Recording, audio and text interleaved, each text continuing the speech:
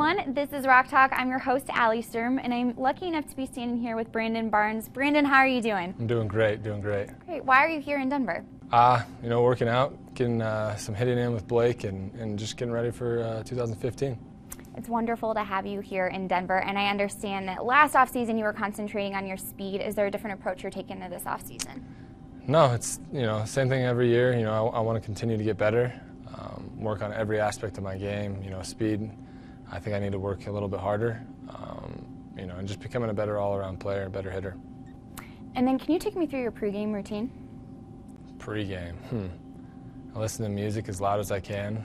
I like to have fun. I mess around with the guys and just kind of, do my thing. I try not to be too serious all the time, but, there's a point where, 30 minutes before the game, that's when I got to lock in and take it a little more seriously. But, I try to have fun like I did when I was 12. So talking about having fun and not taking things too seriously, season last year during pregame, you had a standoff against Eric Bear to the Nationals. Can you take me through that? What was going through your head?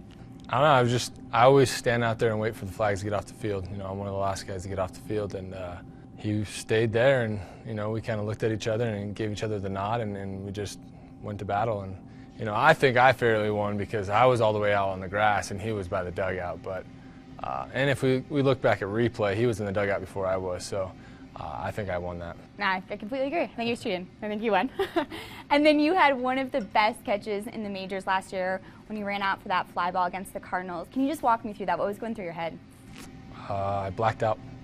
Oh, there you go. I was, just trying to go get it like I go get any ball, and ended up having to dive and just went for it, and luckily it went in my glove. Oh, what a catch! Wow. And then you made somewhat of a routine with inside the park home runs. I remember watching after the first one, you started doing push-ups in the dugout. What was that about? At that point, I didn't have any home runs over the fence, so I was getting a lot of grief from the guys about not hitting it out of the ballpark. So I figured I'd hit it inside the ballpark and just run. So as soon as I got in there, they made fun of me for not hitting it out and just made me do push-ups. There you go. Well, you knocked them out. Yeah.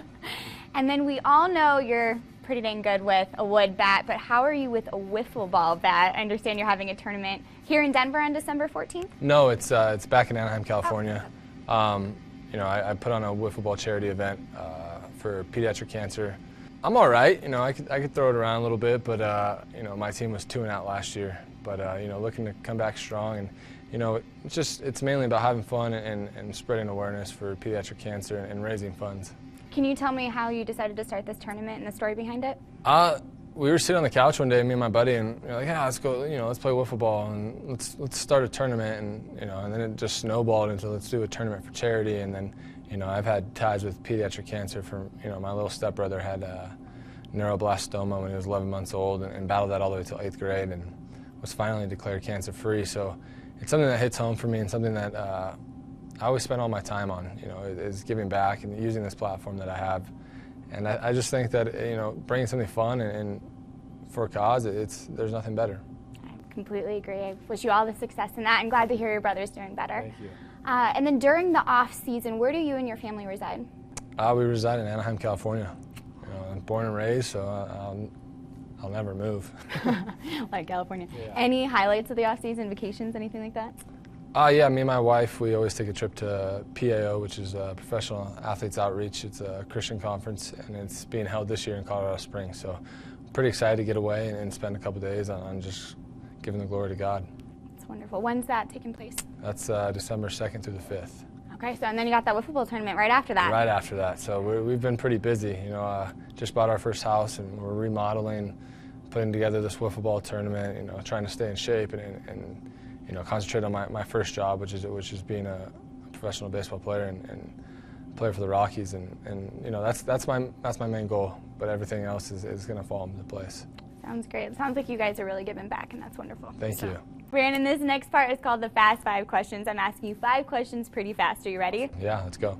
How many tattoos do you have? Let's say close to 50. Favorite tattoo? 3 little ones, my wife's initial on my wedding ring finger, and then each one of my daughter's hands on my side. That's great. California Pizza Kitchen or In-N-Out In-N-Out Burger. Beat me to it. Favorite Bible verse? Philippians 4:13, I can do all things through Christ who strengthens me. Would you rather age from the neck up or from the neck down? Neck up. Neck up. Why?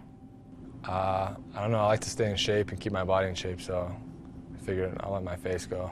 And the tattoos would. Yeah, tattoos will stay. All right. Well, thank you so much for taking the time to talk with me today. Thank you, had a blast. Everyone, that was Brandon Barnes, and this is the latest Rock Talk. I'm your host, Allie Sturm, and make sure you stick around for more Rock Talk coming soon.